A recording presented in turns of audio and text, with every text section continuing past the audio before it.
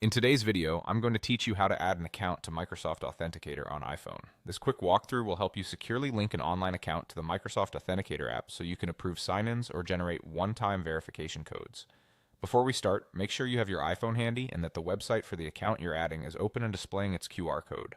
That way, when we get to the scanning part, you're ready to go without any delays. First, open the Microsoft Authenticator app on your iPhone. If you haven't used it in a while, it's a good idea to ensure it's updated so the buttons and prompts look as expected. When the app opens, you'll land on your accounts list. This is where all your added accounts will appear, so you can easily manage them from one place. Next, look to the top right corner and tap the plus icon labeled Add Account. This is how you begin linking a new service. If you don't immediately see it, try scrolling to the top of your accounts list or confirming you're on the main screen. You'll now be asked to select the type of account you want to add. Choose the option that matches what the website shows you.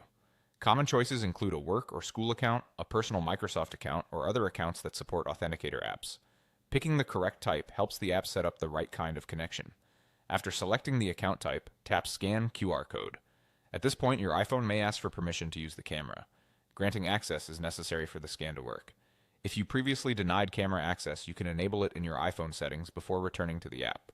With the scanner open, point your iPhone camera at the QR code displayed on the website. Hold your phone steady and make sure the entire code fits within the on-screen frame. Good lighting helps, and avoiding reflections or glare can make the scan faster.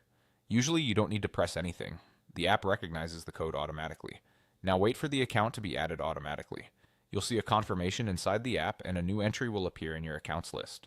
Depending on the service, you may notice a code that refreshes every 30 seconds or be set up for push approvals. Once you see the new account in Microsoft Authenticator, you're all set. Return to the website if it's still open. It should recognize that the setup is complete.